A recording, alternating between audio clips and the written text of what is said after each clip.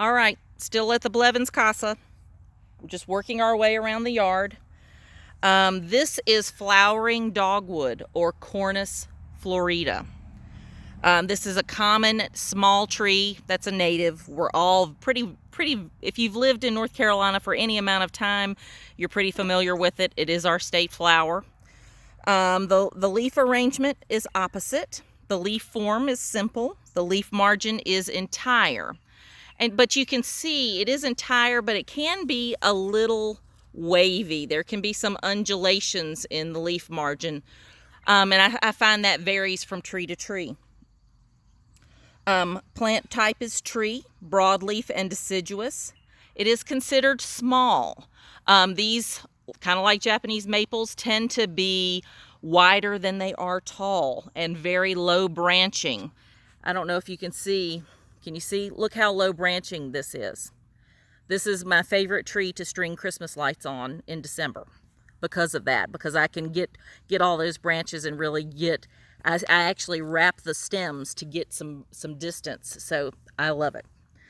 The form is rounded or vase shaped, so this one is very rounded, very low branching.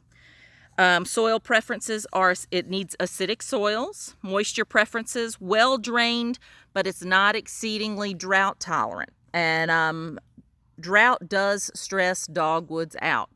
Just about anything stresses dogwoods out, but drought will cause some marginal burn. You'll start to see where there will be some browning on the edges of the leaves from drought. So it likes to have its needs met. Let's just put it that way. Pruning info. Avoid pruning at all costs. Pruning can trigger stress in dogwoods and cause a borer attack. And borers are a big pest for dogwoods. So you try to avoid it. Can you see how far my lawn is creeping under here? Would I like to limb this up just a little bit? Yes.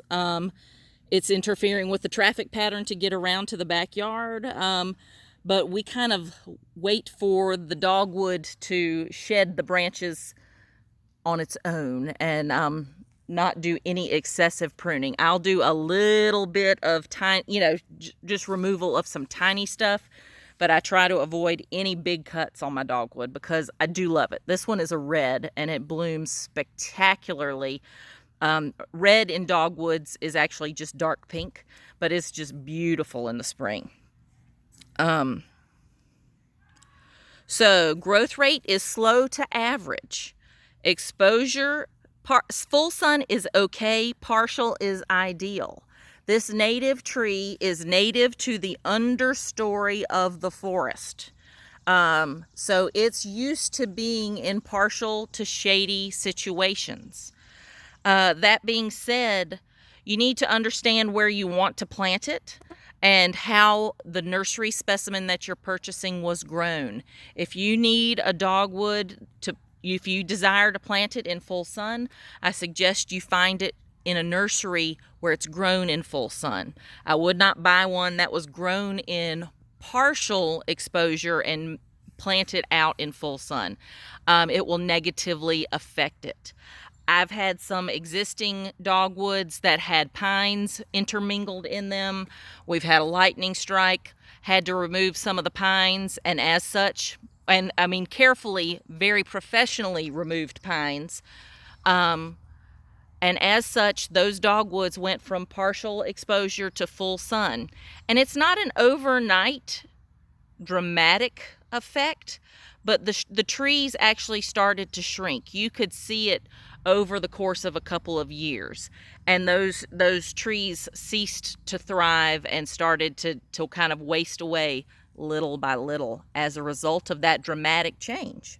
And that's why a lot of people love to try and dig them up as seedlings and move them. They don't transplant well. They just don't like it.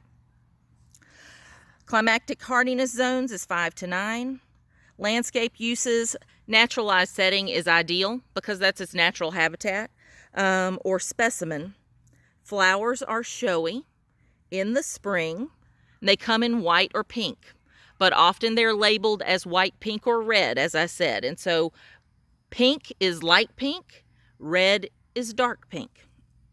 And Dogwoods, what we associate as the petals, are actually bracts, so they're a modified leaf that colors, just like in poinsettias.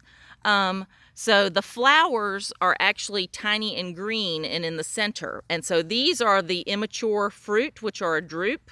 So we'll go ahead and skip to fruit. Fruit are profuse. They are a drupe. They are green now as they are not ripe, but when they ripen in the fall, they turn bright red. Size 1/3 to 1/2 inch. They are not edible. Autumn color for this tree is a very reliably reddish purple. And as we go through some of these deciduous trees, we're going to start to note that autumn color. And so this one is, you can pick it out when you're driving down the highway at 70 miles an hour. You can pick out where the dogwoods are just once you start paying attention to the color, because they are that reddish purple. Leaf texture is considered medium. Notable bark characteristics. While this isn't an exfoliating bark, which I know that's kind of what I've said is what we're looking for as notable, dogwoods do have a distinctive bark, and it's kind of, sorry for the glare, it's kind of blocky, scaly or blocky. So you can see it has a very distinct texture on the mature trunks. And that's important to understand when you're looking at it during the winter, when it doesn't have any leaves on it. That helps you with ID. If you can look at the bark, if you can look at the fruit, if you can look at the low branching structure, all of those things would be things you would take into consideration when there's an absence of leaves. Notable cultivars, there are tons and tons and tons of cultivars out there. I just chose one. It's called Cloud 9. It's a relatively new one. I've been kind of wowed by it. It's very showy, and its bracts are so large that they're overlapping, and so it's a large white flowering one. Pests, I mentioned borers are triggered. They are often encouraged to attend because of stress. And anthracnose. Anthracnose is a disease that really thrives in our humid situations. And it doesn't really kill the tree, but it does make it look unsightly. You can get a lot of blotchy leaves and curls and things like that that just make it not so appealing. Other information. When Cornus florida or Florida flowers, the leaves are absent. And it's important to note that because when we talk about Cornus kousa flowers a little bit later with the leaves present. So that's one of the things. I've already mentioned difficult to transplant, and low branching, often wider than tall. And I'm trying to back up so you can see the width of this guy. But Greg, would you say that's 30 feet across? Yeah, so you don't have a clear silhouette of it because of the pines in the background, but it is definitely, I would say, as wide as, if not wider than it is tall. This is Endure on page 288. On campus, they're dotted in everywhere. There's a whole row of them along the edge of Kennedy. There are two really great specimens between between Siratech and Steed. There are several dotted in throughout the hillside, the Hackley, the Japanese garden. So there are plenty of dogwoods out there for you guys to take a look at. All right, thanks.